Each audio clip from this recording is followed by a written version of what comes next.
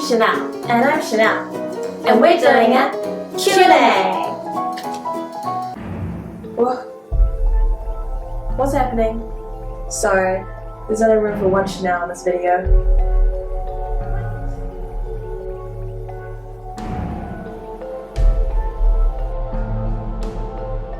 Hi, I'm Channelle. And today I'm doing a Q&A video with myself. I asked for some questions from a bunch of friends on Facebook. And I got some interesting questions, thank you everybody. This one's from Jordan. Does your soy milkshake bring all the boys to the yard? Well, my soy milkshake is received pretty well by most. I have variations like rice milk, oat milk. It is popular with males and females alike, so better get some of that action. This one's from my sister, Christina. She asks, where do babies come from?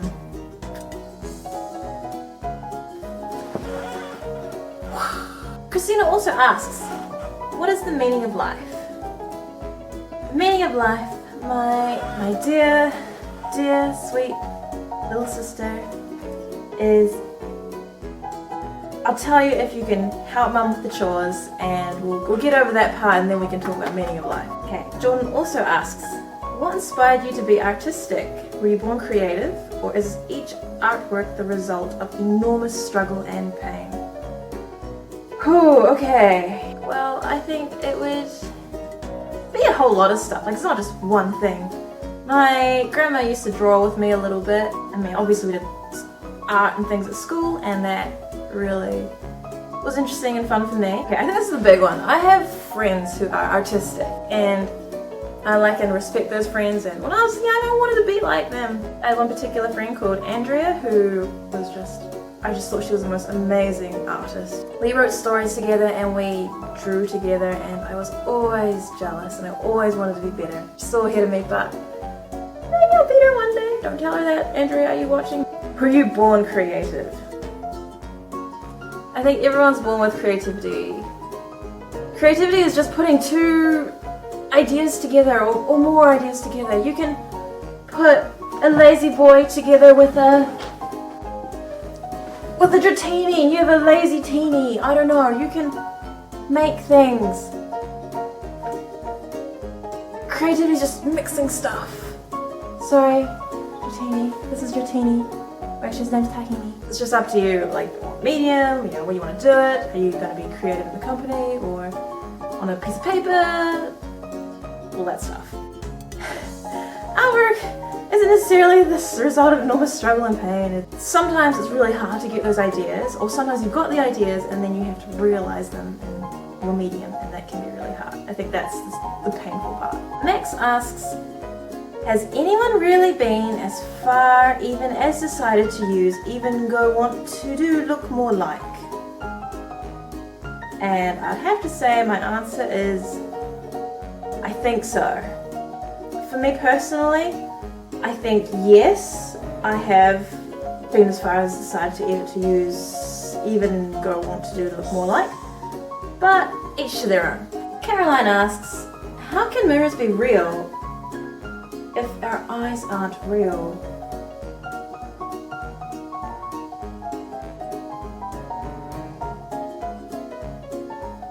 I believe my eyes are real, Caroline. I don't know about you. We can talk about this one. I believe eyes and mirrors are real, but if our eyes weren't real, then I suppose mirrors might not be real either. That would be a very troubling thing. Jaden asks, can you please explain the principle behind sock-slit apparatus? Yes, I can. Okay, in order to explain the principle, I have to explain sock-slit apparatus. So, everyone knows what socks are. I've got some on my feet right now. Sock-slit is basically a small kind of sock that is targeted towards the younger demographic. The kind of tech-speak generation. You might have seen a few of them around. Perhaps my sisters could tell you about that. But it's an apparatus that helps you put the sock slits on. They are very small, so sometimes you need this kind of apparatus to put them on. The principle behind that is that it helps us feel younger, and we want to, I think we want to fit in, we want to feel like that cool generation, that's the kind of prime thing that everyone wants. Doesn't everyone want to be a cool hip teenager with sock slits, and don't we all struggle to put the sock slits on? I don't know. I don't. I'm sorry, Jaden. What's sock slit apparatus? You'll have to tell me with the principle behind that. First, you need to tell me what sock slits are and what the apparatus is. Melissa asks, if you could be one animal other than human, what would it be? Of course, I would be a bird. I'd be a bird, and I will say that in my painful Southern accent. Bird, bird, bird. Don't sing that song. I'm not singing the song. I'm just saying the word bird.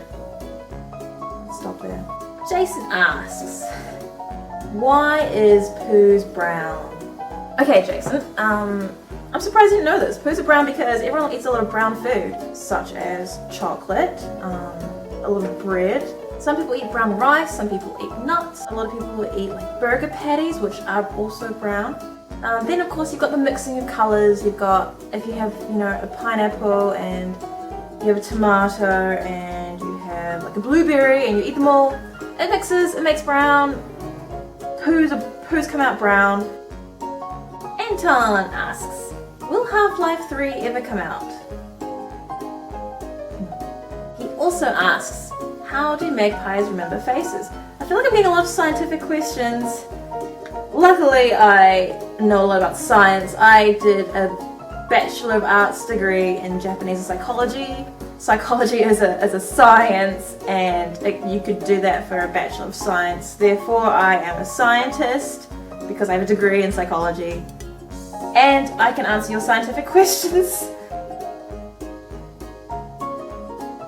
Magpies are very smart. Well, they're a very superior kind of creature, as birds tend to be.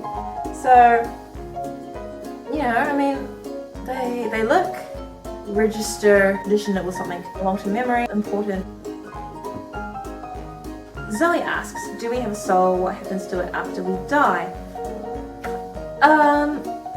I don't believe we have souls. I believe we have bodies, and we have a brain, and we have a consciousness going on. And when we die, the blood stops going to the brain, it shuts down. And so, yeah, then it's just a body. It's a very, like, miserable way to look at things, but I guess that's how I look at things. Tom asks, would Big Bird be better if he could fly? No, of course not. Big Bird's perfect. It's just like Kiwis wouldn't be better if they could fly. And they'd just be perceived as big brown flying poos. You know, if they're on the ground, at least they got something going for them. The birds that can't fly, you know, that's a cool thing. Naomi asks, what would you do if you were a bird? I like that everyone knows that I like birds. Look, these questions are written on a bird pad. Okay, if I were a bird, the first thing I would do, if I was a flying bird, I would fly. I would go crazy and fly around. If I were a flightless bird, like a kiwi or a weka or some such bird, then I would probably practice my running a lot. And if I were kind of bird like a penguin, then I would just have the most awesome time, I think, and also try not to get killed. Basically learn a lot of survival skills. Tom asks, at what point does a spade become a shovel? Okay, you got the spade and it's square. Cut off some of the spade at the bottom. You got a shovel. As long as it's pointing at the bottom, it's a shovel. Very scientific. Tom also asks, what's the deal with trowels? Well, trowels are tools for children to help their grandmas with when they're gardening. I don't know about you. Grandma used a spade. I tried to use the spade, it didn't work. I used the trowel. I learned an appreciation for how hard gardening is. Oh my gosh, give credit to the gardeners. Okay, and lastly, questions from Dorada. Okay, why are we here? Why are we here? We're in here because this is my house and I need a place to film. I didn't feel comfortable doing it outside, it's dark. Here I am. This is a white wall, so I picked a white wall. It's creamy, really, it's a creamy wall. If you mean why are we here? Question. I think we're here because animals and life and procreation and appearance and luck. That's a really bad answer. Dorada also asks what came first, chicken or egg? Very easy. Before we had the chickens and all those bird life, it was dinosaurs, and the dinosaurs did the egg thing. Maybe some other little bros did egg things as well, but dinosaurs definitely did egg things before the birds. So, well, before the chickens. So, dinosaurs, eggs first. Why, okay, and lastly Dorada asks, why does it hurt when I do a plank? It hurts when we plank because we haven't done this much. We have a lot of not planking positions in our life, therefore we aren't used to it. I need to vacuum. Okay, well, thanks for watching the Q&A video with me. If you have more questions, you are absolutely welcome to ask, and I will do my best to answer them as scientifically as possible. Thanks so much. See you next time. I'm Channelle. Tahini, I'm so sorry.